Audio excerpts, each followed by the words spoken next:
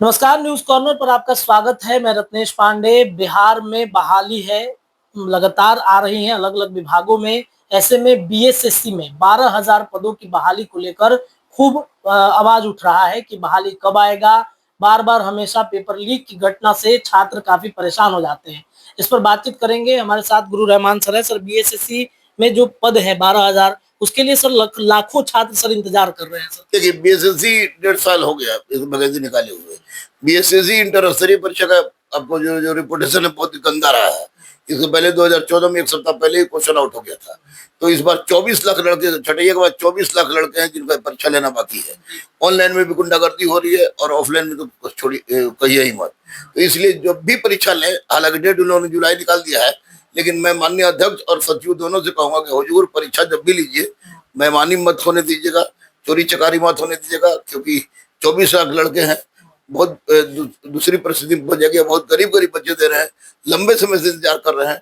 इसलिए आप जितना जल्दी हो सके परीक्षा लीजिए और लड़के पढ़े, क्योंकि परीक्षा तो होगा ही होगा। सर, इतना लंबा समय क्यों लग जाता है? 1.5 साल हो गए सर, अब बहाली अभी तक नहीं आई। लाखों छात्र इंतजार कर रहे हैं। नहीं आने का कारण तो इसका ये है कि बहाली तो आ ही गई है। नहीं लेने का कारण है कि लड़के बहुत ज्यादा थे। 24 लाख स्टूडेंट हैं, तो 24 लाख स्टूडेंट का परीक्षा सफलतापूर्वक संचालित करना आयोग के लिए बहुत बड़ा चैलेंज है। तो आयोग इस चैलेंज को दिल से स्वीकार करे, इसको सफलतापूर्वक ले ले तो कोई दिक्कत नहीं होगा, परीक्षा लेगा। परीक्षा तो लेना तो है ही। सर, पारदर्शिता को लेकर के क्या कहिएगा? हमेशा से इसमें विवाद। पारदर्शिता इनको लाना होगा। हंस के लाए, रो के लाए, गा के लाए। पारदर्शिता नहीं लाएंगे तो कोई चुप नहीं बैठने वाला हो। लाख नोटिस भेजिए, कुछ भेजिए, उसका कोई फर्क नहीं पड़ता है। लेकिन अगर पारदर्शिता नहीं लाइएगा तो लड़के चिल्लाएंगे। लड़के चिल्लाएंगे तो निश्चित रूप से शिक्षक लड़कों के साथ जाएंगे, जाते रहे हैं और जाते रहेंगे। मैं तो जरूर जाऊंगा, क्योंकि लड़कों की हित का जहाँ प्रश्न उठता है वहां पर गुरु का जाना अनिवार्य हो जाता है। और हम लोग गांधी पर विश्वास करते हैं, लेकिन आप लोग भी ईमानदारी पर विश्वास कीजिए और बच्चों के साथ अच्छा कीजिए। क्या गाइड कीजिएगा सर, किस तरीके से बच्चे तैयारी करें? कोई नहीं, जम के सेट सेट मारे देता है। जैसे पढ़िए रहे तो पढ़ते ही होंगे। इसमें 75 को मैथ रीजनिंग का था 75 को, लेकिन 90-92 को जीएस हो जाता है। आर.एस. अग्रवाल का रीजनिंग मैथ और आर.एस. अग्रवाल का ही रीजनिंग के साथ साथ जो history, geography, polity, economy, physics, chemistry, biology, current affairs और बिहार जो है, ये लोग जगह जो रगड़ के पढ़ते हैं, जो दरगाह के लिए पढ़ते हैं, वही जो इसके लिए भी पढ़े, जम के पढ़े।